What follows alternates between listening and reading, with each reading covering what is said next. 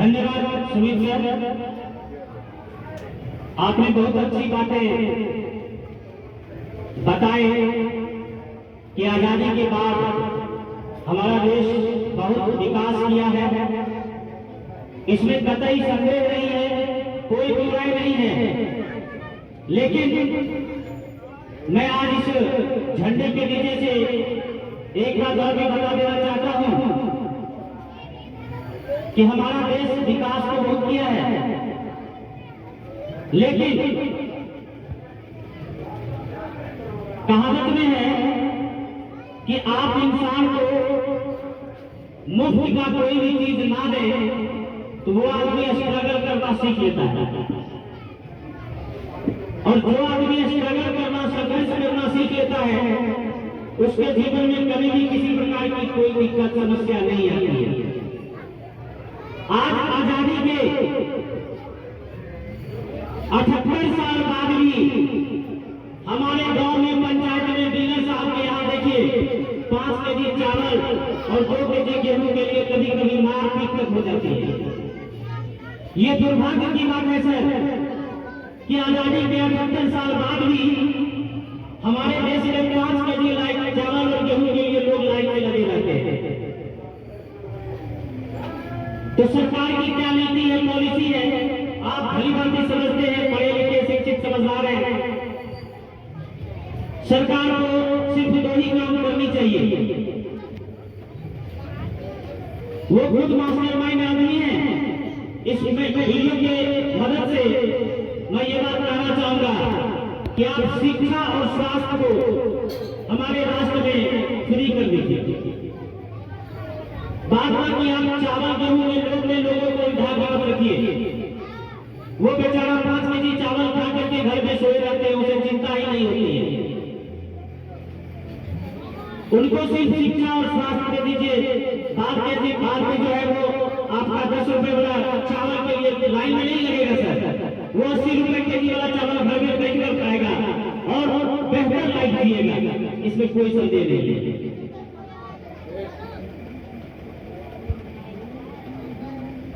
तो इसको आप क्या किस दृष्टिकोण से देखना चाहेंगे? विकास मानते हैं हमारे देश में सड़कें बन रही है, लोगों के जेब में पैसा नहीं रहेगा, वो क्या करेंगे? उस सड़कों पर तो जो अमीर लोग होंगे वो चलेंगे, प्लेन में तो वो उड़ेंगे जो अमीर लोग होंगे, बुलेट ट्रेन में वो चलेंगे जिनके पास में पैसे होंगे, और जिनके पास पैसे नहीं होंगे वो क्या करेंगे? और इसका मेन काम आज आजादी के बाद मेरा देश भी शायद दूसरा तीसरा नंबर पर है जहां शिक्षा पर जीएसटी लगा दिया गया है। और आप भली बात समझिए सर, जीएसटी का मतलब टैक्स, यानी किताब कॉपी कलम पर टैक्स। यानी जो गरीब तबके के लोग होंगे जो आज से 5 साल पहले 10 रुपए में किताब खरीदते थे, अब वो किताब 100 रुपए में मिलेगी सर। तो जो गरीब तबके के लोग हैं वो किताब खरीद पाएंगे, कॉपी खरीद पाएंगे, वो पढ़ पाएंगे, तो क्या हमारे देश का विकास हो पाएगा?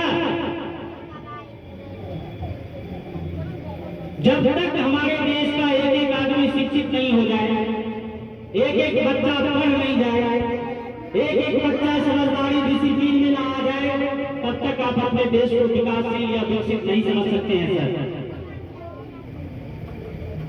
और इसीलिए अंत में मैं ये भी कहना चाहूंगा, हमारे देश के जो यशस्वी प्रधानमंत्री श्री नरेंद्र मोदी जी हैं,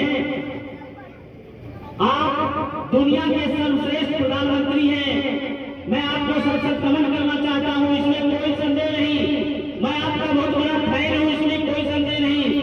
लेकिन स्वास्थ्य और शिक्षा को आप फ्री कर दीजिए, ये मेरा आपसे निवेदन है। इस लहराती फहराती झंडे के नीचे से कि आप शिक्षा और स्वास्थ्य को फ्री कर दीजिए, ताकि हमारे देश के जो गरीब तबके के लोग हैं, जो मजदूरी कर करके अपना जीवन यापन कर रहे हैं, अपने खाने से सब्जी साग को काट करके बच्चों को किताब कॉपी जो देना चाह रहे हैं, उनकी भी शिक्षा में कोई कमी नहीं है।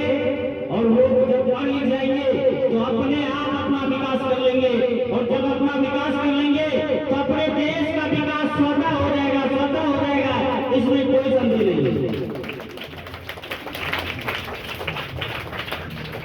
क्या बच्चों सही बात है? जोर से आवाज लगाइए ताकि हमारे प्रधानमंत्री तक ये आवाज, आपका आवाज पहुंच सके। एक बार जोर से ताली लगाइए इसके लिए, जोर से बोलिए जय हिंद, जय हिंद, जय हिंद। धन्यवाद।